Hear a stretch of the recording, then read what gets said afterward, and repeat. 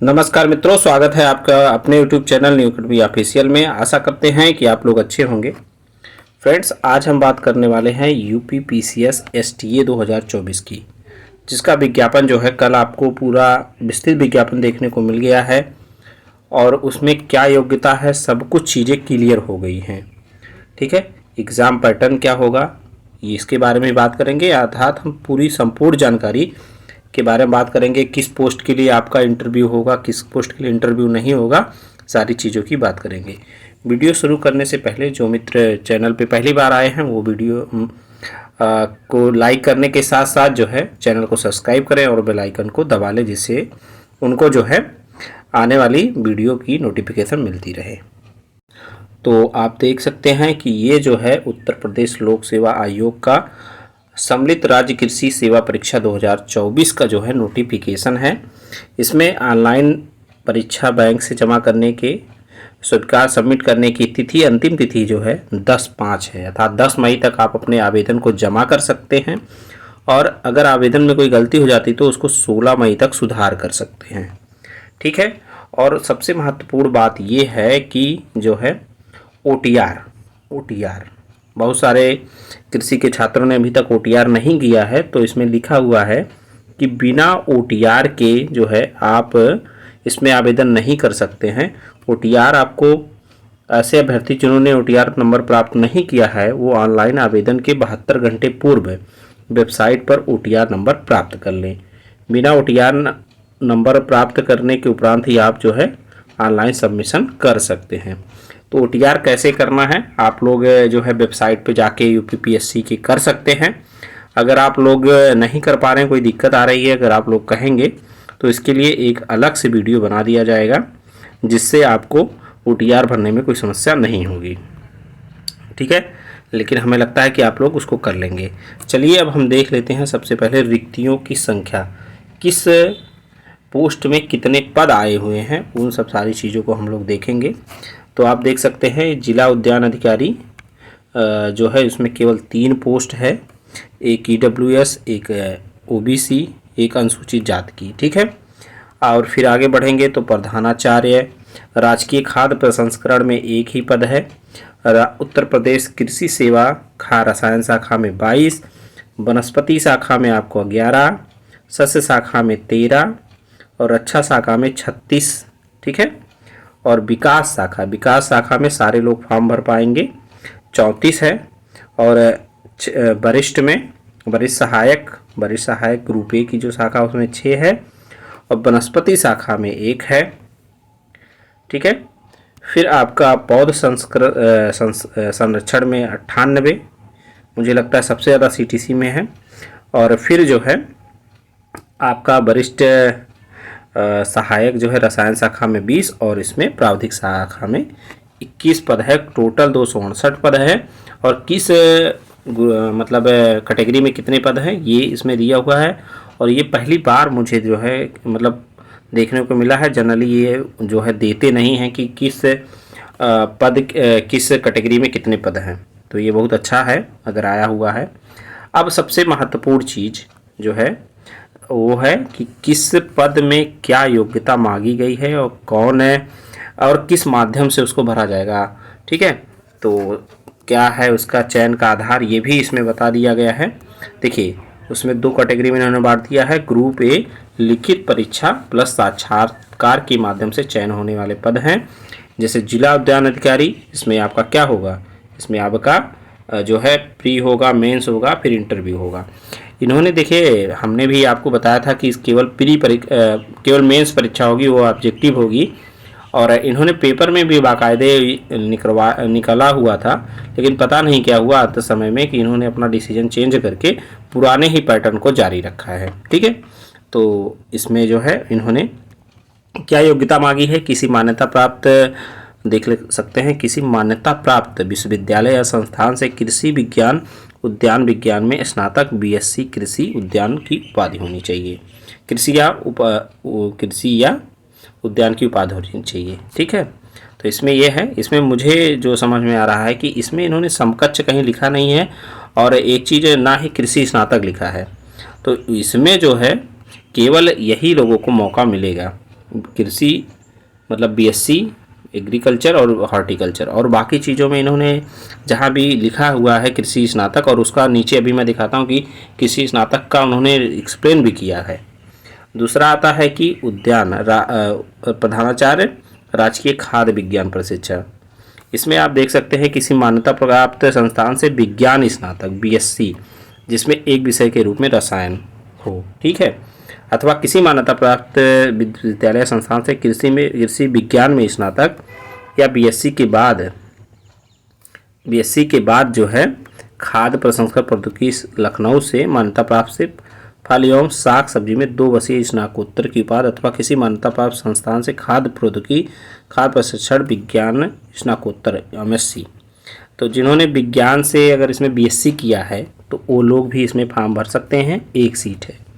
बाकी और कौन लोग फॉर्म भर सकते हैं इसमें हमने आपको बता दिया।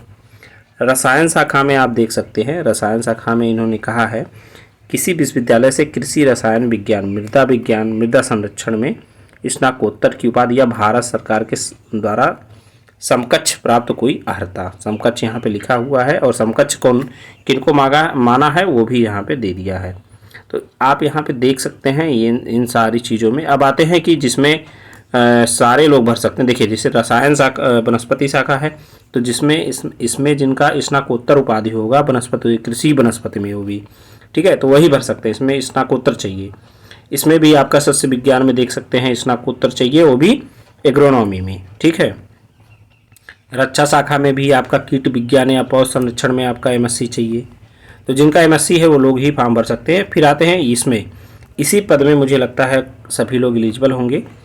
देखिए भारत में द्वारा किसी विश्वविद्यालय से कृषि में स्नातक उपाधि या भारत सरकार द्वारा समकक्ष कोई अर्हता, तो इसमें सारे लोग एलिजिबल हैं। जितने भी लोग केवल जिनका सिंपल ग्रेजुएशन है, और ग्रेजुएशन में जो है आपने चाहे बीएससी एग्रीकल्चर कर रखी है या इनमें से पांचों में से कोई है, तो आप जो है इस वाले में फॉर्म भर सकते हैं।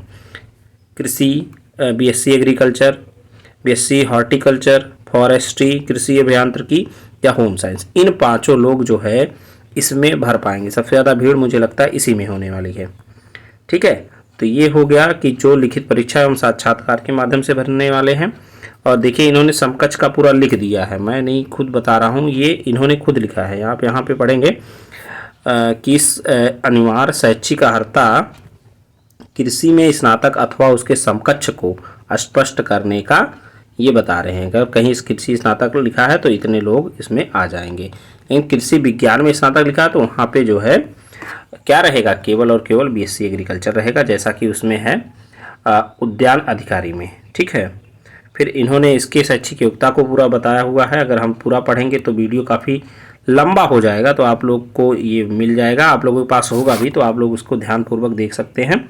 जो इम्पोर्टेंट चीज़ें हैं, जो आपका कन्फ्यूजन था, काफ़ी कन्फ्यूजन आ रहा है कि सर हम जो है बीटेक किए हैं तो हम उसमें हार्टिकल्चर उद्यान अधिकारी में डाल सकते कि नहीं, तो वो चीज़ हमने बताया कि उसमें केवल 2 ही लोग एलिजिबल हैं। फिर आएंगे, आप देख सकते हैं केवल लिखित परीक्षा के माध्यम से, मतलब इसमें प्री होगा, मेंस होगा, इंटरव्यू नहीं होगा। तो देखिए इसमें शैक्षिक योग्यता में सस्य शाखा है तो भाई के जो है स्नातकोत्तर इसमें आपको होना ही पड़ेगा, ठीक है। कृषि में स्नातक होना अनिवार्य है।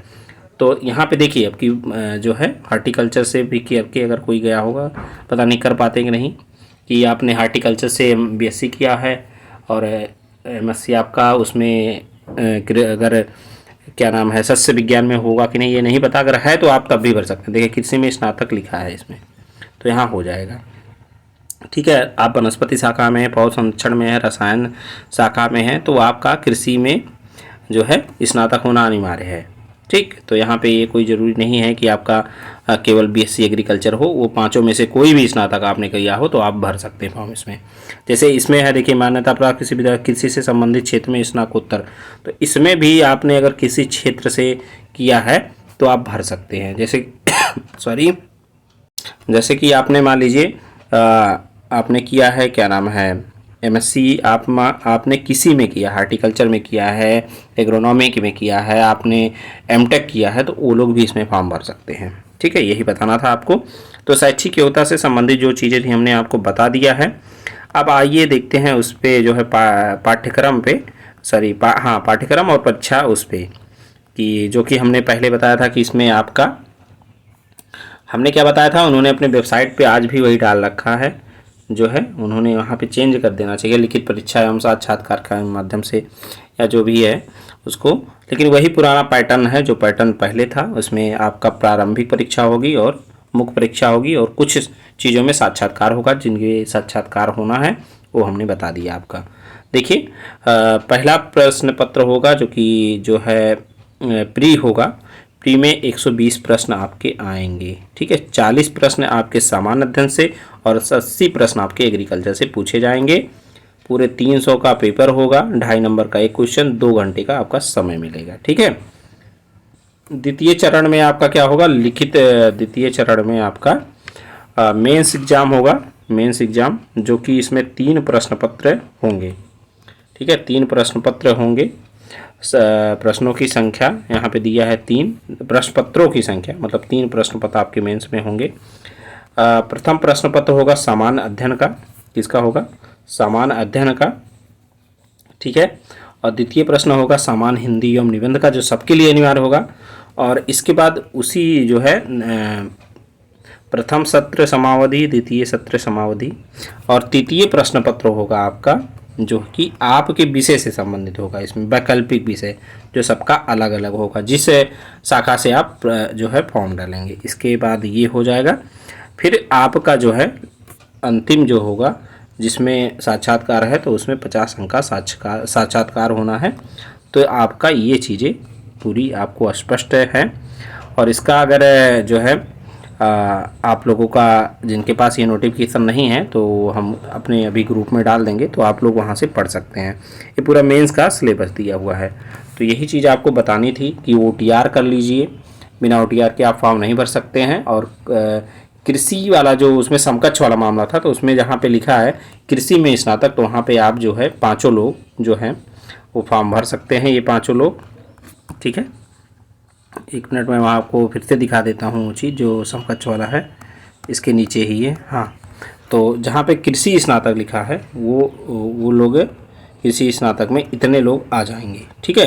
तो आप लोग अपने हिसाब से फॉर्म को भर दीजिए और जो है OTR कर लीजिए। और एक चीज़ इम्पॉर्टेंट है कि परीक्षा का पैटर्न में कोई बदलाव नहीं हुआ है, वही परीक्षा पैटर्न रहा है, ठीक है मित्रों। तो आज का वीडियो हम लोग यहीं तक रखते हैं, मिलते हैं एक नई वीडियो में, तब तक के लिए जय हिंद, जय भारत, वंदे मातरम।